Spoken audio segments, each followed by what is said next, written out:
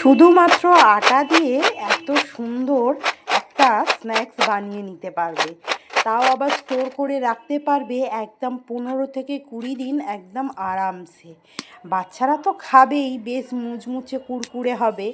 আর কোথাও বাইরে বেড়াতে গেলেও এইভাবে বানিয়ে নিয়ে যাবে শুধুমাত্র আটা দিয়ে। প্রথমেই আমি একটু পালং শাকের পাতা নিয়েছি। অবশ্যই এটা অপশনাল, ভালো না লাগলে স্কিপ করে যেতে পারেন।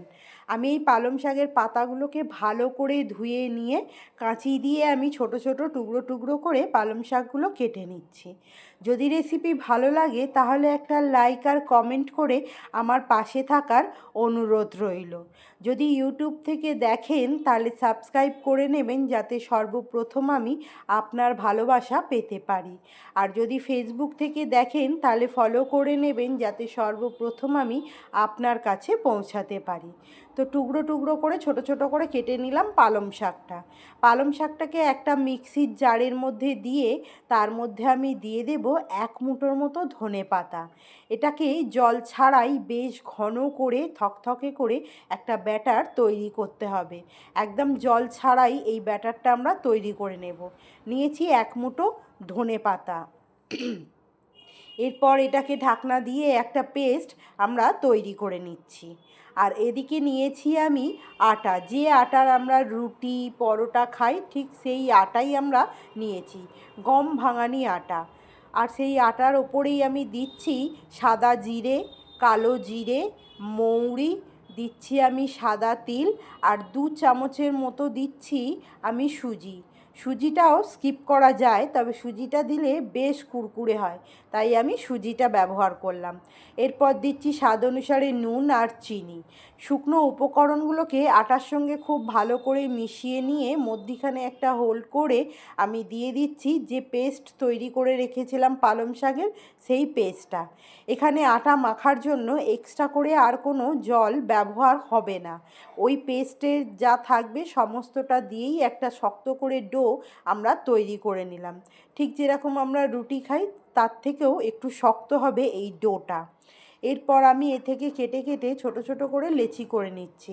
বড় বড় করেও করা যায়, মোটা মোটাও করা যায়, তবে আমি একটু চিপসের মতো তৈরি করব বলে, একটু পাতলা পাতলা করব বলে তাই ছোট ছোট করে লেচি তৈরি করে নিলাম। এরপর অল্প করে আটা ছড়িয়ে একটা পাতলা করে রুটি বেলে নেব। যদি রেসিপি ভালো লাগে তাহলে একটা লাইক আর কমেন্ট করে আমার পাশে থাকার অনুরোধ রইল। একদম পাতলা করে রুটিটা বেলে নিয়েছি। নিয়ে এবার একটা কাঁটা চামচের সাহায্যে ফুটো ফুটো করে দিচ্ছি, যাতে এগুলো ফুলে না ওঠে, যাতে চিপসের মতো একদম পাতলা পাতলা হয়। ফুলে উঠলে 2 দিন রাখার পরেই ওই ফোলা জায়গা থেকে নরম হয়ে যাওয়ার সম্ভাবনা থাকে। তাই আমরা কাঁটা চামচ দিয়ে এরকম ফুটো ফুটো করে একদম চিপসের মতো করে নিলাম। আমি গোল গোল করছি, আপনারা যে কোনো শেপের করতে পারেন, তবে আপনারা কুকি কাটারও করতে পারেন। আমার কাছে কুকি কাটার নেই, তাই আমি একটা টিফিন কৌটোরি গোল চাকতি দিয়ে আমি এগুলো সমস্তকে বানিয়ে নিলাম, গোল গোল করে কেটে নিয়েছি। এরপর কড়াই তেল মিডিয়াম গরম করে তার মধ্যে ছেড়ে দিচ্ছি 10 থেকে 15 পিস। একসঙ্গে 15টা 16টা করে ভাজা যাবে। যত বড় কড়াই হবে ঠিক ততটাই এখানে দিয়ে ভাজা যাবে। একদম লো ফ্লেমে রাখতে হবে আঁচ, আর লো ফ্লেমে ভেজে নিতে হবে এই পাপড়িগুলো, চিপসগুলো। একদম লো ফ্লেমে ভাজলে ওপরটা পুড়ে যাওয়ার কোনো সম্ভাবনা থাকবে না, ভেতরটাও খুব ভালো কুকড হবে আর ওপরটাও বেশ ক্রিস্পি মতো ভাজা হবে। তাই লো ফ্লেমে আমরা নাড়াচাড়া করে ভেজে নিলাম আজকেই আটার চিপস। একদম আটা দিয়ে তৈরি হবে এই চিপসগুলো, আবার স্টোরেজ করেও রাখা যাবে 15 থেকে 20 দিন। আর যদি পালং শাকটা আমরা স্কিপ করি তাহলে এটা 1 থেকে 1.5 মাস অনায়াসে থেকে যাবে এয়ারটাইট বক্সে। তো আমাদের ভাজা হয়ে গেছে সমস্ত আটার চিপসগুলো। বেশ কুড়মুড়ে হয়, বেশ মচমচে হয়, 15 দিনভাবে থেকে যায়, খেতেও হয় খুব ভালো। একবার অন্তত বাড়িতে ট্রাই করে দেখবেন। বাচ্চা থেকে বড় সন্ধেবেলা চায়ের সঙ্গে হোক বা ঘুরতে গিয়ে ছোটোখাটো খিদেই হোক, দারুণ লাগে। আবারও দেখা হবে নতুন একটা রেসিপির সঙ্গে। টাটা।